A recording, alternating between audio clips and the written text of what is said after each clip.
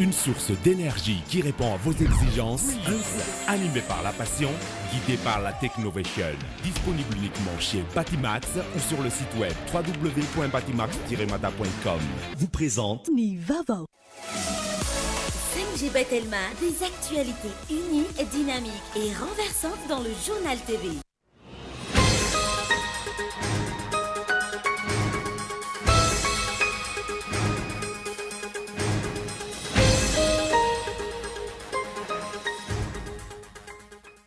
Tokony sy fiovana mahery vaika ny gouvernement raha ny aty ampandrosona firenena ho ny prime ministre lefitra teo aloha Zazara Maniby Arson afanovana izay manomboka any amin'ny prime ministre.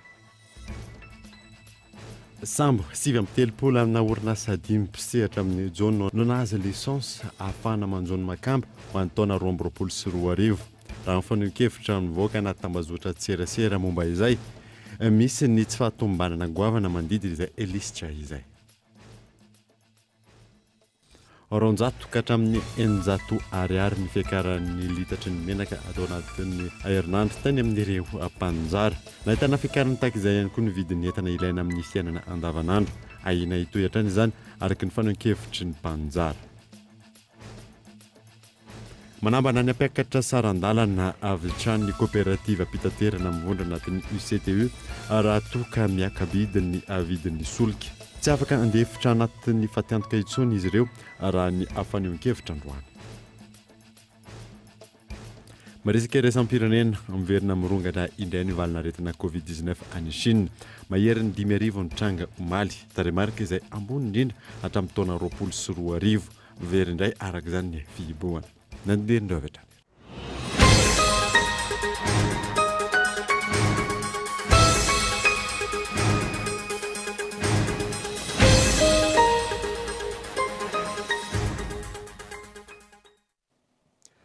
Finaritra topolasy topoko fotoana vaovao eto amin'ny Kolo TV ka manasanao. Anaraka izany hatramin'ny farany anomboantsika ny vaovao dia andrindray ny maro ny fiovana goavana amin'ny mpikambana vaovao izay andrafitra ny gouvernement. Isorohana ny tsy fahafehezana ny fitantanana izany hoy ny firaisamonim-pirenena Henri Flory. Ankoatra ireo olom-baovao izay voakasaina napetraka eo amin'ny toeran'ny ministra andrafitra ny gouvernement Tantsay Christian, fantatra ihany koa amin'izao fotoana izao fa misy ireo olona efa ministra teo aloha no mbola voatazana amin'ny toerana amin'izao fotoana ankatoky ny fanendrena ireo mpikambana mandrafitra ny gouvernementa izao. Araka ny loharanom-baovao azo, misy tamin'ireo ministra teo aloha ihany koa no mbola voaantso sy mandalo eo famotim-potorana eo alohan'ny filohan'ny repoblika sy ny prime ministre. Iarahan'ny rehetra manaiky fa tsy mitondra fanovana goavana eto amin'ny tany sy ny firenena, ny fanovana matetika ireo mpikambana mandrafitra ny gouvernementa. Miteraka fikatsony eo amin'ny fampanderan-draharaha ny fanovana matetika ireo mpitantana sy ny tompon'andraikitra maro samihafa. Saingy tokony hanaovana tombana lehibe hatramin'ny prime ministre ihany koa izany, raha ny nambara ny firaisamonim-pirenena nanaovana fanadihadina. Rehefa hita fa misy ny tompon'andraikitra tsy mahomby amin'ny andraikitra izay nomena azy amin'ny fitatahana ny sehatra anankiray ohatra na ny sektora anankiray satria nahitam-bokatra izy tsy nahitam-bokatra ny fomba fiasany teo zany na koa hoe tsy mifanaraka amin'ilay etika na ilay tena tokony fomba fiaina sy ny fomba fitatahana hitondrana an'ilay sehatra izay ankinina aminy ny fitondrana anankiray dia tsara foana ny manova zany reny tompon'andraikitra reny mba tsy haratsy ny fitatahana sy havery-momoka ny ezaka indrindrandrindra ny fitantanam-bola sy ny entimanana eto amin'ny fanjakana. Ary raha fa dinihana moa hoe marobe zany ireo tompon'andraikitra mpanjakana na ministra tsy manatanteraka andraikiny dia mampametra-panontaniana ihany koa zany ny fahaiza-manao ny mpitarika an'ilay gouvernement amin'izay fotoana izay na teo amin'ny fitsirihana sy ny fanaindrenan'ireo olona ireo na ny fanatanterahana sy ny fanaraha-maso ny andraikitra tanterahan'ireo olona ireo. Miandro ny fanapakevitra ny filoha sy ny prime ministre araka izany ny fiovana hisy ao anatin'ny gouvernement ary ministra mahafeny asa izay tokony hiantsoroana no tokony apetraka amin'izany toerana izany fa tsy ministra misalotra lokona toko fotsiny ihany. Heverina tokoa fa tokony olona mahafantatra ny zavatra resahana ny domaine zany izay eo andriketana fa eo koa moa zany le resaka hoe intégrité dia eo koa le fahavinonana iara-iasa amin'ny mpiantsehatra amin'ilay sehatra. Amin'izao moa zany hita fa tsy mipetraka le hoe fangarahana fampiana ndraika hoe fampandraisana anjara ny olom-pirenena ao anatin'ny raharan'ny firenena nefany vola bahoaka no ampiasaina ary tombontsoa ny vahoaka ny tediavina fa ilaina tokoa zany izay hoe implication des citoyens zay anatin'izay raha entina taniro ny firenena raha ho anay olom-pirenena aloha dia tsy couleur politique no ilainay fa le olona afaka hoe mampandroso atsika olom-pirenena tsy hoe ampandroso ny paosiny na hoe ampandroso ny parti politique fa hoe ampandroso atsika Madagasikara atsika olom-pirenena rehetra izay rehetra. Raha ny tombatomba ny rehetra ny andro ny rahampitso no mety hivoaka ny anaran'ireo minisitra andrafitra izany gouvernement vaovao izany ary aorian'izay ireo soa avy hatrany amin'ny filan-kevitry ny minisitra ireo mpikambana rehetra. Mahakasika izay gouvernement vaovao izay dia tokony hisy fiovana mahery vaika ny gouvernement raha tiana ny ampandroso ny firenena hoy ny Premier ministre lefitra teo aloha Zazaramandimy Arson afanovana izay manomboka any amin'ny Premier ministre izany io nazana. Singa maro no ahitana fa tsy araka ny tokony ho izy ny fitantanana ny firenena hoy ny Premier ministre lefitra teo aloha no sady efa nitana ihany koa ny toerana tale ny kabinetra ny filoha Andry Rajoelina tamin'ny andro ny tetezamita. Anarenana izany manomboka amin'ny Premier ministre ny tokony hisy fanovana raha ny fanio-keviny androany. Efa ny olona trirany no miteny hoe tsy mety le fomba fitantanana mitompona andraikitra voalohany amin'izany fomba fitantanana ara-panjakana zany dia Premier ministre ka raha misy fivana mahery vaika zany raha avy aty amin'ny hevitro ampiko dizako hoe soloina amin'ny Premier ministre. Tsy hoe le olona nanohana dia hoe tsy maintsy eo zay nanohana ninona izy anohana isolotena ny feon'ny vahoaka sa anohana aka fitondrana mba azahoana an'ireny fanaovana kolokolo sy fanaovana fangalana fotsiny hoe ty misy ato misy budget misy vola dia ato zay ato fa angalana vola sy anaovana le kolokolo ve ny président ray aman-dren'ny malagasy rehetrarehetra dia mihaino feon'ny malagasy rehetrarehetra ka le fanovana mahery vaika ohatra dia tsy fenoina fotsiny hoe zay nanohana anao.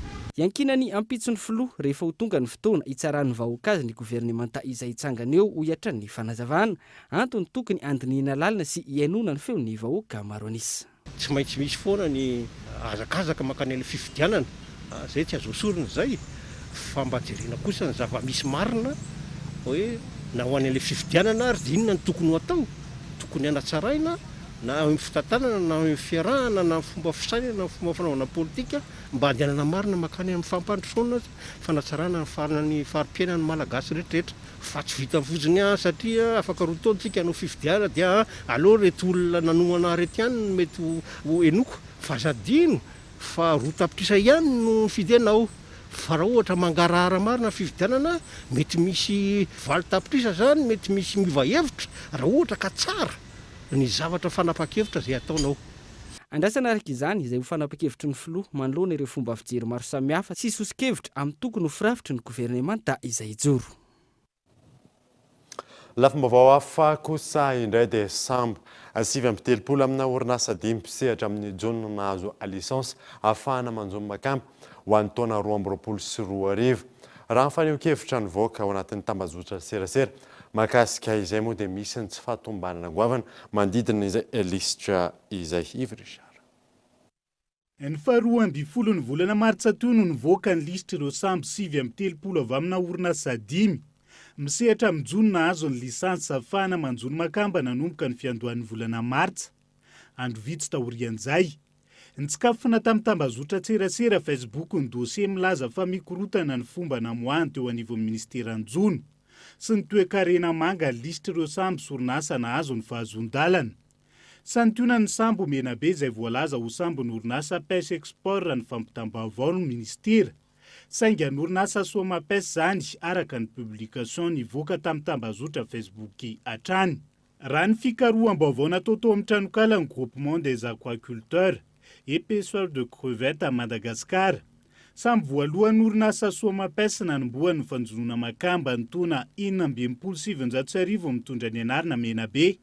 Izany hoe mitombona ny voalaza ny publication iray io. Toy izao ny valiten'ny tale General Njono mahakasika izay. Ao anatin'izay fanarahana na protocole io zany amin'ny orinasa anankiray sy ny ministera dia efa misoratra voarakitra ao anatin'izay fanarahana zay ny karazana sambo ho ampiasaina, ny technique de pêche ho ampiasaina. Zany hoe rehefa tonga ny fangatahana ny lisansy dia tsy maintsy vérifiena hoe tena le sambo zay voatsoratra tao amin'ny fanarahana ve no mirakitra ao anatin'le fangatanany lisansy alohany anomaizina ny lisansy satria alohan'izay zany zay tsy maintsy mandalo dingana fitsirina reny sambo reny ka raha ohatra ka tsy mifanaraka zay a dia tsy azo atao manome lisansy andreny sambo reny dikan'izay zany ho an'le sambo zay fa mahazo lisansy amin'izao fotoana dia mifanaraka amin'ny fifanarahana tamin'ny voalohany a zany hoe zay sambo voarakitra tao anatin'ny cahier de charge mbola misy sambo valo araka izany no miandry lisansy ahafahany miroso amin'ny fanjonona makamba toy ny natao tamin'ireo sambo 9 maro mifepetra takiana azony lisansy ahafahany manjono amin'ny lafiny ara-pitaovana dia mandalo fitsirina eo amin'ny ivitoerana mpanara-masony jono manao fitsirihana inona ny fitaovana ao anatin'le sambo efa vonona ve ary manaraka ny fenitra ve le fitaovana ao anatin'izay sambo zay zay ny anankiray ny faharoa dia ny eo amin'ny lafiny sanitaire ny autorité sanitaire biotika koa manao fanara-maso amin'ny lafiny ara-pahasalamana dia manaraka ny fenitra ve ny sambo reny dia mahazo karazana certification zareo am'izay alohany anomaizina ny lisansy andreny sambo reny nisan'ny lisansy zany hoe isan'ny sambo zany no 9 fa ny orinasa zany no eo amin'ny nankenina io no ao anatin'izay misehatra am'izay makamba zay ny fiandohan'ny volana desambra no ikatona ny tompanjonoana makamba ho antona 2022 raha nandidina ny 4 taona isan-taona ny makamba azo amin'ny mpanjono vavety nidina tany amin'ny 204 taona zany ny taondasa no ny fataran'ny fisokafany tompanjonoana ary andrasana hiakatra zany amin'ity taona ity fanamby izay mampametra-panontaniana ihany manoloana izao tsy fahamatorana amin'ny fandrindrana ny asa ankapobeny izao. Voisin vavao misongadina ihany koa dia ny Institut National des Sciences et Techniques Nucléaires no mandray ny fanadidina manoloana ireo trondro maty nitsingevana tany taolany aro ny farany herinandro teo. Ny valin'izay fanadidina izay no hamaritra na misy idirany QMM na tsy hoy ny ministera voakasika inona zay.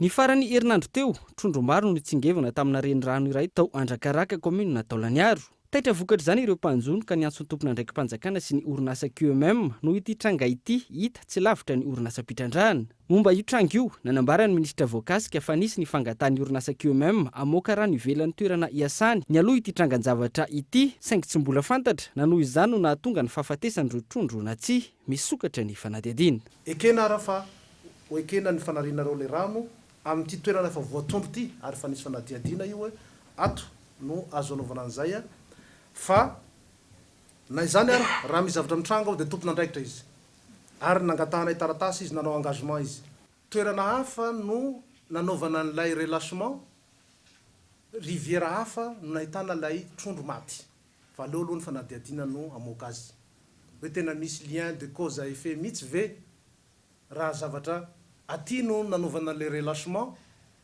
riviera avy aty no nahitana trondro maty any ambany ro zavatra reo vao mitambatra nampiakarina ty Antananarivo reo échantillon reo trondro maty reo tonga aty izy mivoly tsara dia androany dia itsofoka anatin'ny laboratoire ny NSTN. Io ampiandrasana ny valiny izay fanadihadiana izay fepetra noraisina ny hoe ny orinasa QMM no miantoka ny rano fisotro madio-ndreo mponina voakasika na ato ihany koa ny fahafahana manjono mandra-pazava ny toedrarà ka ny orinasa no manome vola ahafahndreo ankonana amin'ny velona. Ny zavatra nisy tamin'ny 2024 2024 dia tsy nitombona ny hoe misy ilay radiation satria izay ny feo nandeha tamin'izany hoe misy radiation voapoizina ny rano sy ny sisa. Miandry an'izay ihany koa zany tsika izao alohan'ny tenenana ny hoe aniza ny andraikitra. Tianay ihany koa ny mampitandrina ana firaisamonim-pirenena sasatsasany eto andrenivohitra amin'ny fanakorontanana ny saim-bahoaka fa misy zany fikambanana vitsivitsy izay aty andrenivohitra tsy tena mahalala akory ny zava-misy no tady somary hanodikodina n'ilay resaka dia mangataka an'izay fitoniana izay isika mandra-piandra ny valin'ny fanadihadiana. Na eo aza ity tranga ity mitony famoahana rano mankaty ivelany na ny déversement ataon'ny orinasa QMM amin'izao fotoana izao no ireo fitoeran-drano feno avokoa vokatry ny fitombon-drotsakorana tamin'ny rivo-doza farany teo ho iatrany ireo tompon'andraikitra. Favoalohany tato anatin'ny 10 taona no nisina fanavozana manontolo ny birao lehibe ny sampatra raha ny fananantany sy ny fandrefesa-tany eo Anosy. Nampanarahana ny toetra ny andro sy ny fenitra iraisam-pirenena moa izay fanavozana izay antokanana omaly miantarandrena eo. Tahaka izao ny fiovan'ny birao lehibe ny sampandrarany fandrefesatany Anosy ankehitriny. Tany aloha isan'ireo voasokajy ho tafiditra anatiny hoe antitra indrindra ny teto. Ampolo taona ny maro taty aoriana vao nisy ny fanavaozana manontolo izany ary izao vita tanteraka izao.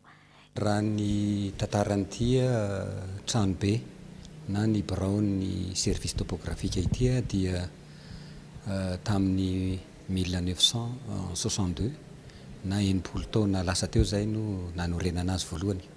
Hatramin'izay zany dia mbola tsisy ny fanavaozana dia 80 taona aty aoriana zany vao nisy ny fanavaozana tahaka izao ka dia isaorana ny ministera moa zay nisahana an'izany réhabilitation totale moa zany ny filazana azy hatrany amin'ny tokotany ary mbola navaozana daholo ny loko ivelany rehetrarehetra, ny loko anatin'ny rehetrarehetra, ny rindrina zay navaozana hitanareo io fa spécial ho an'ny alu zany hoe natao alu daholo zany misy moa ny endure zay efa vita en sécurité zany ny fanatsarana ny électricité rehetra ihany koa zany dia namboarina daholo indrindra ny réseau tao anatiny tao ary indrindra ny meuble tao anatiny ihany koa dia nisy maromaro be ihany koa zay no avaozina. Isany natao ihany koa ny fanamboarana ny toerana fisakafoan'ny mpiasa na ny kantine ity.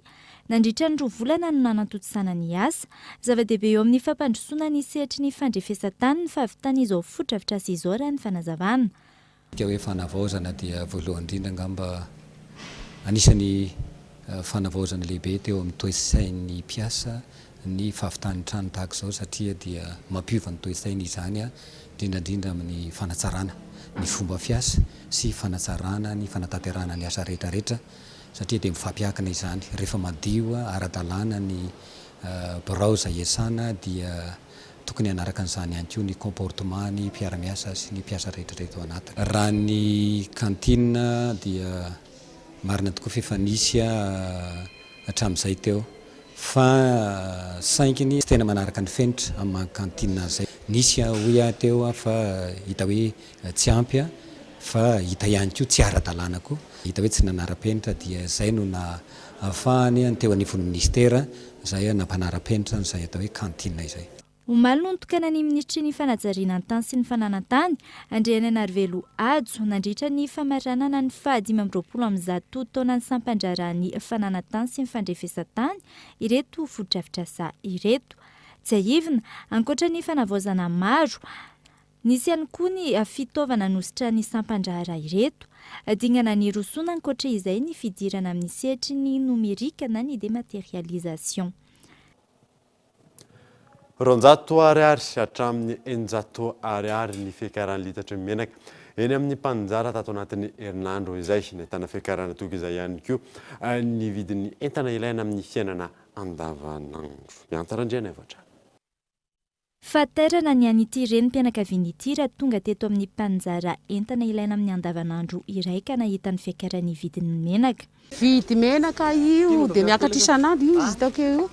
Vao tamin'ny herinandro ny vidin'io 770. Dia izao efa 240. Miakatra isan'andro fa ahoana mihitsy nanomana ny vidin'ity le nividianako farany. Nefa izy efa niakatra indray dia tsy maintsy manampy dia zavatra fa zay no ajanona. Tsy misy tsy mitaraina manoloana ny fiakaran'ny vidin'entana ilaina amin'ny andavanandro saika isan-kerinandro io ankehitriny ny mpanjifa. Diny fiatraikako simba ny compte rehetrarehetrako. Za taloha le provision ray volana vidiko daholo. Dia tato ato zany tsy mahazaka intsony. Dia sao dia izy fidina satria tonga dia miakatra be tampoka dia izy dia vidina aloha ohatra hoe 2 litre dia lany dia vidy ray litre fanampin'le 2 litre tamin'ny ray volana io zao dia mbola 770 dia io indray izy efa 590. Miakatra foana isaka vidy dia miova foana vidin'entana rehetrarehetra mihitsy. Inona moa fa dia tsitsitsika izay atao fa ny zavatra tsy maintsy ilaina dia tsy maintsy vidiana ihany. Taraina anie tsisy mihaino fa mitaraina daholo fa tsisy mihaino efa tsy maintsy iaina. Rehefa miakatra ny vidin'entana dia maninona izy teo tsy ampy le resabola zany satria indraindray le entana miakatra indraindray midina nefa le volanao fa maty konty dia manjary tsy azo ny sasany. Isan'ireo ny akabidy araka izany ny vidin'ny menaka, siramamy sy ny maro hafa. raha menaka namidy 720 ariary ny herinandro lasa teo ohatra, amin'izao niakatra hoe 920 ariary ny litatra. Namidy 7 ariary, amin'izao fotoana izao lasa 906 ariary ny litatra. Ny siramamy fotsy raha toa ka 403 ariary, hatramin'ny 403 ariary ny kilao teo aloha, niakatra ho 403 ariary ny kilao ankehitriny. Ny siramamy mena 3 ariary ny kilao teo aloha ary niakatra ho 403 ariary. Tsy ireo ihany, saika niakatra avokoa ny karazany amidy rehetra. Amin'ny litatra zao amidinay 570 Nefa ohatrin'ny teo aloha. Faritra 507 zay raha teo aloha dia 7 dia arakaraka le izy miovaova be daholo ny anina. Tamin'ny ray volana iny aloha zany niakatra fa tamin'izao zany tena miakatra daholo na savony na zao ohatra zao hoe savony 500 sy 503 alina dia lasa 203 alina ao anaty anina. Mena ny tombom-barotra dia lasa mena mpividy. Au lieu de vidy ray kilao izy lasa fefany sisa. Mbola ina aloha ny akarany. Hita raika izany fa tsy voafeny fiakaran'ny vidin'entana ilaina amin'ny andavanandro. Miopapana ny elanelana misy raha oharina tamin'ny vidiny tokony ho izy izay navoaka ny ministeran'ny varotra ny 20 aogositra 2024 iny, izay nambara fa tsy tokony oatra ny 9 ariary ny litatry ny menaka, huile de palme, tsy tokony oatra ny 7 ariary sy 507 ariary ny litatry ny huile de soja. Ny siramamy nambara fa tsy tokony oatra ny 903 ariary ny kilao. Tontolon'ny fitaterana kosa indray dia manambana ny mpiakatra sarandalana avy hatrany ny UCTU raha toa ka miakatra ny vidin'ny solika tsy afaka miaina ao anatin'ny fatiantoka intsony izy ireo raha ny fanambarana tamin'ity androany ity Yves Richard. Manoloana ny fiakaran'ny vidin-tsolika eo amin'ny sehatra iraisan'ny pirenena izay ahina hitarika fiakaram-bidy eto Madagasikara ihany koa. Nampiomana ara-tsaina ny mponina eto Andrenivohitra, indrindra mpampiasa fiara fitateram-bahoaka mahakasika ny tsy maintsy hiakaran'ny sarandalana mpitatitra. Mivondrona anatin'ny UCTU na Union des coopératives de transport urbain. Tsy ny vidin-tsolika samirery, maro ny teboka tsy ahafahan'ny mpitatitra mitazana ny sarandalana amin'ny toerany. Singa izay ampidina amin'ny fikajiana ny sarandalana vaovao. Hoy ny filohan'ny fikambanan'ny kooperativa mpitaterana Antanandehibe androany. Mbola varie be nge zao ny vidim-pianana rehetra. Ny piesy andro manalina, misontra andro manalina zany hoe tsy stable mihitsiny. Fa aleo samy mamaritra ny azy fa ho avoakana ihany ny coût d'exploitation amin'ny rehetra zay mamety azy. Ny carburant mety manana eritreritra hoe hisontra, mbola tsy fantatra zay tena vérité de prix. Tsy afaka manome approximatif izahay, fa manomana kosa izahay. Zay le ny teneniko teo hoe efa miomana sady tsika ho any amin'ny inflation, fa raha misy ny inflation rehetrarehetra tsy maintsy hiakatra ny filazan'le hoe ny frean'ny taxi be. Fiakarana aloha azo tenenina fa ny prix eto mbola miankina mbola variable be. Tsy afaka niditra anaty fatiantoka intsony araka izany mpitatitra raha tsy misy vahaolana matotra aroso ny fanjakana. Isan'ny teboka tokana notsindrina izy ireo anatin'izay ny fanohanana rabola azy ireo. Ny gouvernement dia afaka mifampiresaka amin'ny mpamatsy vola rehetrarehetra iraisam-pirenena. Inona ny anjaran'ny FMI eran'izao tontolo izao? Mitady ny vahaolana mamatsy volan'ireo firenena izay mahantra ka izahay zany eto dia miteny amin'ny gouvernement taloha na izay gouvernement vaovao hitsangana eo tadiavy vahaolana izay fa misy ny FMI manana ny zoantsika tsika. Apio izahay mpitatitra rehefa tsy ampiakatra sarandalana izahay, fa rehefa tsy ampiny izahay dia tsy maintsy hitady ny vahaolana any amin'ny fampiakarana sarandalana. Ankoatr'izay, nanaovan'izy ireo tsindrom-paingotra manokana ihany koa ny olana manodidina ny fitsarana ny fiara fitateram-bahoaka. Mahatsiaro arirarirany eo anivon'ny DGSR sy ny commune Antananarivo renivohitra izy ireo mahakasika ny fitsirihana ara-teknika sy ny visite de conformité. Antony nanaovan'ny mpitatitra mivondrona anatin'ny UCTU antso fanairana ny tompon'andraikitra isa nambaratongany, andrindra ny fomba fiasa momba ny fitsirihana ny taxi be eto Andrenivohitra. Ny UCTU izay ivondronana fiara fitateram-bahoaka mahery ny 4,000 amin'izao fotoana izao. fa tontolon'ny fitaterana izay hatrany dia miantso ny fitondram-panjakana indrindra ny ministeran'ny fitaterana dia fampidinika amin'ireo mpisehatra amin'izay fitaterana izay manoloana ny mety ho fiakaran'ny sarandalina ankehitriny ny lehibe ny komisiona misana ny fitaterana eo anivon'ny anteny mera amin'ny pirenena fanampanazavana. Zavatra misy any anivon'ny firenena Europeana na noho ny vokatra io ady any Russia sy Ukraine io dia efa bedabeny any amin'ny firenena any no miakatra ny vidin'ny solika dia manana fanahina ny mpitatitra dia izay no natonga n'ireny fokoanan-doza nataon'ny mpitatitra ireny hoe tsy maintsy iroso amin'izay izahay kanefany dia raha antsika malala ny fiakatry ny vidim-piainana izay maro ny antony mahatonga an'izany fiakaran'ny vidim-piainana izany tokony jerena ny tsy tokony hoe afatin'ny mpanjifa ao anatin'ny fiakarana izany na hoe miopapana be zany fiakarana izany dia mety koa tsy ho zakan'ny vahoaka izay mampiasa azy kanefa tokony tsinjovina ihany koa ny mpitatitra satria ny mpitatitra koa dia ka ohatran'ny orinasa rehetrarehetra maka ny ahafahany mampiodina an'izany orinasa zany tokony mba tsinjovina ihany koa. Tahaka mahazatra anaraka doka vatro isika mialohan'ny tirantsika ny tapany faharoa vaovao rehefa avy ary.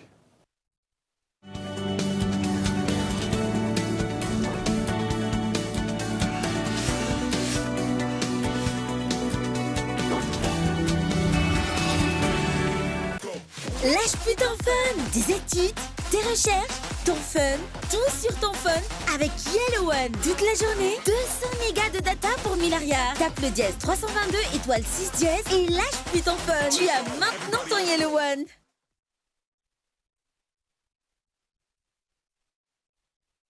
Une source d'énergie qui répond à vos exigences, un groupe électrogène fiable et performant, silencieux et économique, optez pour Greaves Power, les groupes électrogènes numéro 1 en Inde depuis 1859, dotés de moteurs et alternateurs robustes, proposent une puissance de 5 à 2500 kVA. Un vrai rapport qualité-prix pour 1 million de groupes vendus en Inde. Disponible uniquement chez Batimax ou sur le site web www.batimax-mata.com. Greaves, animé par la passion, guidé par la technovation.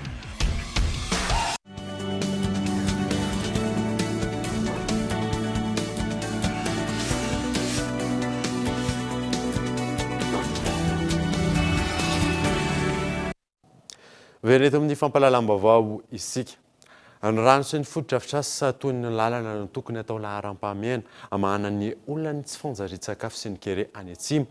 Hoy ny ambassador'ny États-Unis miasa ao amin'ny asambatra rahatelo amin'ny firenena mikambana momba ny sakafo ao Roma izay nitsidika nandritry ny roa andro tany amin'ny faritra atsimony Madagasikara. Gaëtan Andretsilavo. Sarotra ny andefasana sakafo any atsimon'ny nosy noho ny faratsiany lalana ka tokony ho jerena akaiky ny momba izany. Ilaina ary zava-dehibe ihany koa ny rano ampiasaina ao an-tokantrano sy ambolena, hoy ny ambasador'ny États-Unis amin'ny sampandrarany firenena mikambana ao Roma rehefa avy nitsidika tany an-toerana nandritry ny roa andro. Number one, water. Access to good, clean water for not just personal use. Izany hoe fotodrafitrasa ahafahan'ny olona misitraka rano fisotro madio. Tsy rano fisotro madio ihany fa rano ahafahana manondraka ny fambolena ihany koa satria izay no tsy misy any atsimo. Faharoa manaraka izay dia ny fanamboaran-dalana.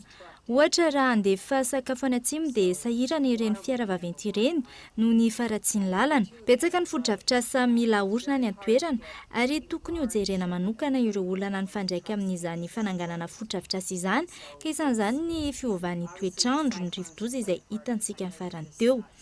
Mila jerena hoe mifanaraka amin'izay fiovan'ny toetrandro izay ve ireo fotodrafitrasa atsangana. And the difficulty is getting the infrastructure in. That's a large way to put that.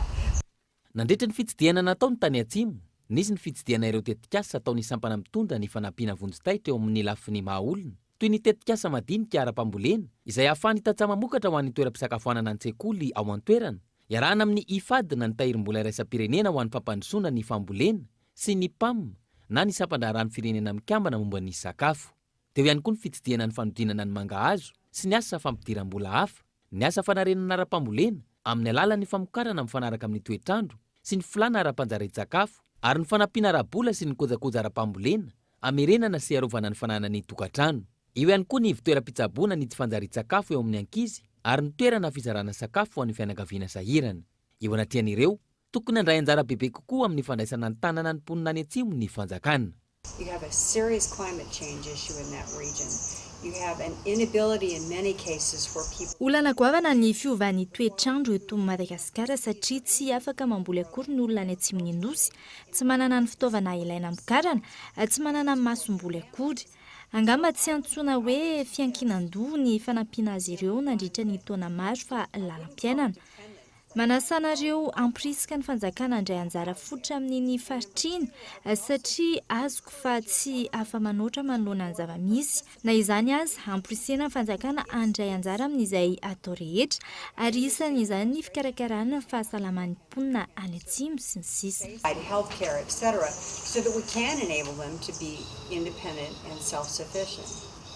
Miara-miasa ny tsampandrarahany firenena mikambana sy ny USAID amin'ny fanamafisana ny fahafahamahefan'ny mponina manoloana ny fikorotana ny toetrandro any amin'ny faritra atsimon'ny nosy. Araka ny fanadihadiana natao farany, ahitana vahoaka misy saray faingo 770 tapitrisa, izany hoe ny 100% ny mponina any amin'ny faritra tratra ny tsy fanjari-tsakafo. Fanandray an'iny ambassadeur-ny États-Unis amin'ny firenena mikambana momba ny sakafo ao Roma iny ihany koa ny filohan'ny Rajoelina tamin'ity androany ity teny avaloha niompana indrindra tamin'ny fiara-miasa amin'ireo sampandrara telo momba ny sakafo dia ny FAO, PAM, FIDA ny fifampiresan'ny rotota. Teo ihany koa ny fanamafisana ny fanohanana ireo hetsika amin'ny ady amin'ny tsy fanjari-tsakafo sy ny fanatratrarana ny fahaleovan-tena ara-tsakafo. Fananiozantsika ny vaovao kosa indray dia andalana ankehitriny ny fametrahana ny karatra mamatianina ho an'ireo ampisehatra amin'ny asa tanana malagasy raha nambarany tompon'andraikitra tamin'ity androany ity. Lavan-javatra maro moa tena ilaina izany. Abraham Randriamanana. Maro amin'ireo mpanao asa tanana malagasy ankehitriny no voasokajy anatin'ny sehatry ny tsy ara-dalàna manoloana ny tsy fisian'ny fanamarinana ny mahamatianina azy ireo. Ankilan'izay, sakana amin'ny fidiran'izy ireo anatin'ny sehatry ny ara-dalàna hatreto ny fisian'ny fandoavan-ketra izay tsy mifanaraka amin'ny tombony azo amin'ny asa tanana ataony raha ny fanazavana. Araka ny zavatra raha malalatra amin'izay zany dia matahotra isika indrindra ny resaka hetra eto Madagasikara izay tsy mbola misy ny tena hoe mipetraka hoe hatramin'izay hoe manahoana. Mpanao asa tanana nefa araka izay mpanao asa tanana an'izay dia miasa izy fa kosa nefa misy zavatra tokony ho alohany amin'ny fanjakana fa nefa noho ny zavatra misy fidiran mbola misy eo aminy dia tsy manam-pahefana izy hanao an'izay zavatra izay araka ny lalàna misy. Mazava ho azy fa noho ny fidian'ny sistema voalohany indrindra efa rahantsika malala fa ny mpizahatany sy ireo amin'ny ivelany tena manjifa sy mividy bebe kokoa ny asa tanana vitantsika eto an-toerana dia nefa noho izay fidian'ny sistema izay dia mazava ho azy fa tsy nisy ny tsena na ny marché hozy izany ny fitenenana ho antsika dia tsy nisy dia anisan'ny zaka bebe kokoa an'izay crise izay zany ny mpanao asa tanana. Manoloan'izany, vahaolana noraisiny avy eo anivon'ny ministera ny asa tanana sy ny ahitao ankehitriny ny laminasa vaovao iarahana amin'ireo mpiara-miombona antoka samihafa ho fanokafana ny fiahiana ara-tsosialy ho an'ireo mpanao asa tanana, eo koa ny fampanarahan-dalàna azy ireo amin'ny fandoavan-ketra amin'ny alalan'ny fametrahana ny impôt sentetika.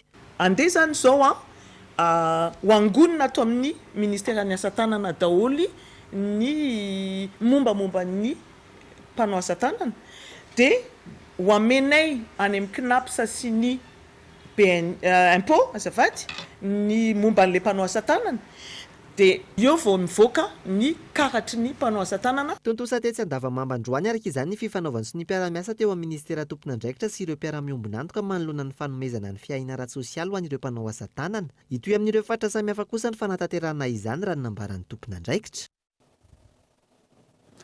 Tsy ampy kosa hatreto ny fampandraisana anjara nyireo mpiantsehatra ara-tsosialy amin'ny fanatratrarana ireo vinona ho amin'ny fampandrosoana raha nambarany tompon'andraikitra. Anton'izany moa ny tsy fampin'ny fampahafantarana ny anjara biriky izy ireo. Mariana Androany moa ny andro maneran-tany ho an'ny asa sosialy. Abraham Randriamanana.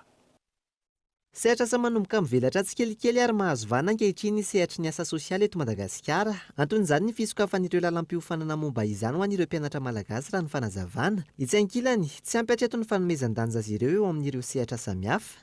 Izahay travailleur social mbola ariseretiny hoe tanora ihany dia mbola marefirefy ihany zany dikany satria mbola sy tena fantatry ny olona rehetra indrindra ampanao politika indrindra fanjakana indrindra sehatrasa fonction publique fotsiny malala ny enseignement supérieur malala commune malala fa le sehatrafa tsy de malala firy fa efa manomboka malala izy zao satria raha covid-19 sao nresana de saika misy travailleur social nanampy ny dokotera tsy hoe le olona tsy hoe zay zany andeha hanampy an'le olona fa le olona zany no mitondra vahaolana ho anazy fa ny ataonay de manampy an'le olona de zany hoe tsy mamela ny olona ho irery fa miaraka zany accompagner zany izy miaraka aminazy miara-dalana aminazy eny fa izy foana no mitady vahaolana ho anazy. Tsy mitsamtombo ankehitriny ireo mpianatra misafidy ny lalam-piofanana mikasika ny asa sosialy amin'ireo toeram-pampiofanana samihafa. Mahatratra 700 hatramin'ny 500 isa-taona izy ireo an'ny mpiofana eny anivon'ny Université Antananarivo. Tsy afa-misaraka amin'ny fampandrosoana ankehitriny ny anjara toeran'ny mpisehatra ara-tsosialy raha nambaran'ny tompon'andraikitra. Ny fiovana misy zany dia ny hoe mba mahazo sehatra bebe kokoa zany mpianatra avy aty amin'ny travail social any amin'ireny sehatra ny resaka ministera sy ny an'ireny satria natao anjoronjorom-bala kely foana zany inona moa ny ilaivana anareo ahoana anareo tsy resaka assistana zany no ataonay rehefa mandeha tsara mirindra tsara ny resaka lamina ara-tsosialy eo amin'ny resaka fiarahamonina fifandraisan'ny mpiarabelona de mandeha ho azy ny resaka développement ilaina amin'izay resaka gestion juriste économiste ainsi de suite. No marinina androany andro maneran-tany ho an'ny asa sosialy na ny travail social etsika maro samihafa ny nentin'ireo mpianatra manaraka ny lalam-piofanana mikasika ny asa sosialy na namariana izany androany teny amin'ny commune Andoharany Fotsy sy Tanjombato. Iverenantsika kosa ny tontolon'ny politika dia teboka maro no mila jerena isoroana ny mety ho krizy ara-politika eto amintsika ho ny fanorenana ifotony an'i Madagasikara tokony anara-dalàna ihany koa ny mpitondra raha ny fanazavany izy ireo. Henri Florian. Fanehoan-kevitra maro lafo no mivoaka amin'izao fotoana izao manoloana ny toedra raha eto amin'ny tany sy ny firenena ho an'ireo mivondrona ao anatin'ny FIAM na ny fanorenana ifotony an'i Madagasikara teboka maromaro no mila jerena akaiky. Misy azany tsy fitovian-kevitra ao amin'ilay mpitondra amin'izao fotoana igny anjarandreo fa tsy le olona no problema eto Madagasikara fa le rafitra mihitsy no problema eto Madagasikara tsy mety mandroso mihitsy ny firenena misy problème politique eto amin'izao fotoana fantatra zany misy problème politique ery maneran-tany io adiny Ukraine sy Russie io dia zavatra izy fiantraikany aty amintsika io ka zay no mahatonga le hoe andao atsika hijery ny zavatra ampandrosony Madagasikara pour la vraie souveraineté du pays, pour la vraie indépendance du pays. Nambaran'izy ireo ihany koa fa tokony hatomboka amin'ny fifidianana izay foloan'ny fokotany ny fifidianana izay ifandimby eto amintsika mba hipetrahany rafitra eny fotony. Lalakizorana processus atao amin'ny ampandrosoana ny Madagasikara. Anisan'izany araka ny voalatrako teo ny any amin'ny fokotany aloha fidina ny chef fokotany sy ny kambagna sy ny bureau ao amin'ny fokotany dia afaka mazava tsara amin'izay fotoana izay no mametraka hoe iza daholo moa ny mponina ao amin'ny fokotany manana karapanondro ampananina karapanondro dia miaraka amin'izay zany ny fitondram-panjakana rehefa miteny zahay fitondram-panjakana dia fitondram-panjakana ny amin'ny fotony alohany no mandray anjara moa ny aty dia ny fitondrana fibe dia arabasara. Miainga amin'ny fanavaozana tanteraka n'ilay mpifidianana ihany koa ny atomomba ny fifidianana ho avy eo raha ny nambaran'izy ireo. Lafim-baovao hafa kosa indray dia mivoaka tamin'ny fomba ofisialy ny andehan'ny kitana amin'ireo polisy munisipaly miisa 7 izay navita fiofanana ho an'ny commune Antananarivo Renivohitra nanatanteraka fianianana ateny amin'ny lapan'ny fitsarana nosy izy ireo omaly. Abraham Randriamanana. Nitombo isan-kehitriny ireo polisy munisipaly ho an'ny commune Antananarivo Renivohitra taorian'ny fampiofanana ny andihan'ny kitana. Misy 100 izy ireo tany am-boalohany nanatanteraka ny fiofanana nandritra ny herintaona raha toa ka 7 mianaday ireo nivoaka tamin'ny fomba ofisialy. Anton'izany ny tsy fahafenon'ny fepetra ho an'ireo mpiofana miisa 3 raha nambaran'ny tompon'andraikitra. Misy 2 ny fianianana tanterahin'ireo polisy munisipaly mialoha ny hahafahan'izy ireo manatanteraka ny asany amin'ny fomba ofisialy. Ny anankiray eo anivon'ny fitondram-panjakana sy ny valala-piamandry mba hanatotosany antsakany sy andafany ny andraiky ny amin'ny maha polisy munisipaly azy Ny anankiray faharoa kosa dia ety amin'ny eo anatrihan'ny fitsarana amin'ny maha agent verbalisateur azy ka amin'izany fotoana izany no ahafahany manatanteraka antsakany sy andafany sy ampahamendriana ny adidiny ao amin'izany fanaraha-maso ny lalam-bahoaka sy ny fivezivezen'ny mponina ny fahadiovana sy ny filaminana izany. Zato isa-taona ireo mpiofana ho polisy munisipaly ezahina natevin-daharana eo anivon'ny komina Antananarivo renivohitra raha nambaran'ny tompona andraikitra. Vita tanteraka ankehitriny ny fandraisana any antota taratasy ho an'ireo mpifaninana ho an'ny taona 2024. Tontolon'ny fahasalamana kosa indray dia hanamora ny fanarahan'ny vahoaka malagasy ny vaovao mahakasika ny fahasalamana ny fametrahana ny platforma izao izay hita amin'ny internet na ihany koa eny amin'ny tambazotra atserasera. Ny larana efso. Ho fanatsarana ny tolotra ara-pahasalamana omena ny vahoaka malagasy napetraka tamin'ny fomba ofisialy androany ny platforma izao sehatra ahafahan'ny olona tsy ankanavaka mahazo vaovao mahakasika ny resaka fahasalamana. Raha ny fanadihadiana izay natao manodidina ny 3 tapitrisa eo fa ny olona mampiasa ny internet ka tafiditra amin'izany ny tambazotra serasera sy ny maro hafa. Mbola hitomba io salan'isa io raha ny fanadihadiana. Ho fanampiana ny olona mila fanampiana amin'ny fijerevana toeram-pitsaboana sy ny maro hafa no nametrahana izao platforma izao. Ka le platforma digitale izao zany dia ahafahan'ny vahoaka malagasy mahazo vaovao mikasika ny fahasalamana dia misy canal de communication maro samihafa ny azahoany an'izy ireo.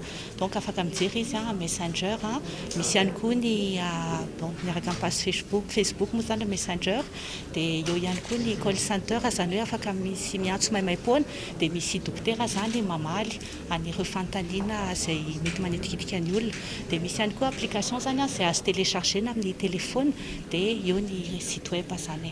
Afaka miantso maimaimpona amin'ny laharana maitso izay napetraka ny olona rehetra raha mila afanampiana amin'ny toeram-pitsaboana mahakasika ny fandrindrana ny fiainam-pianakaviana, ny ady amin'ny havalana aretina COVID-19, ny mahakasika ny fahasalaman'ny renin-tsinjaza sy ny ady amin'ny VIH/SIDA ary ny maro hafa. Raha ministera amin'ny fahasalamam-bahoaka araka ny kabarina atao teo ny fanatanterahana ny velorano fahadimy ny filoham-pirenena dia fahasalamana ny rehetra tsanaovana azy azo taona. Ao anatin'ny fampiroboroboana amin'ny fahasalamam-vahoaka atao hoe fitaizana ara-pahasalamana. Ny fananana zao platforma zao dia fitaovana iray anapariahana izay fitaizana ara-pahasalamana.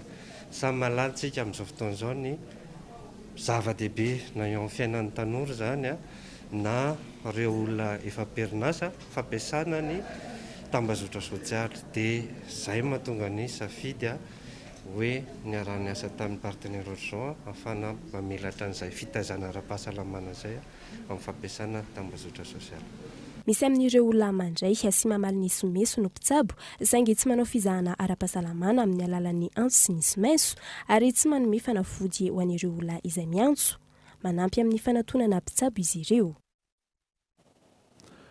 Tontolon'ny fahasalamana izay no maresaka iraisam-pirenena dia miverina mirongatra indray ny valanaretina COVID-19 any Chine. Maheriny 5,000 ny tranga omaly tandremarika izay ambony indrindra hatramin'ny taona 24. Very indray araka izany fiboana any amin'ny toerana fanadina. Tao anatin'ny 420 ora na hatratra 26,500 ny vao marina fa mitondra ny tsimikaretina COVID-19 tany Chine. Isa izay ambony indrindra hatramin'ny isian'ny première vague tamin'ny taona 24. Ity firenena ity izay isananenjana indrindra ny fepetra tsy parehan'ny valanaretina tamin'ny alalan'ny fiboana sy fampiaran'ireo fepetra sakana noho izao nahitany souche Omicron irika izao indray. Tao anatin'ny andro vitsy olona amanapitrisany no efa natoka-monina ao amin'ity firenena isan'ny bepona indrindra maneran-tany ity noho ny firongatry ny valanaretina COVID-19. Manoloana izao firongatry ny valanaretina izao indray, orinasa maro no efa nakatona ny antoerana ary noferana ihany koa ny fisokafan'ireo toerana rehetra mety ahavory olona. Tarehy marika maheriny 5,000 ao anatin'ny 420 ora izay ambany oharina amin'ireo firenena ahitana ity valanaretina ity saingy ambony ho an'ny Chine izay nisina tranga 2 alina sira hetsy hatramin'ny fotoana nahitana ny valanaretina ary manodidina ny 400 no namony ainy. Ny ankamaroan'ireo lavo izay efa tamin'ny taona 2020. Dia iny maresaka iraisam-pirenena iny manankatona vaovao tamin'ity androany ankatrana nanaraka izany Mantroasina Dortoboko.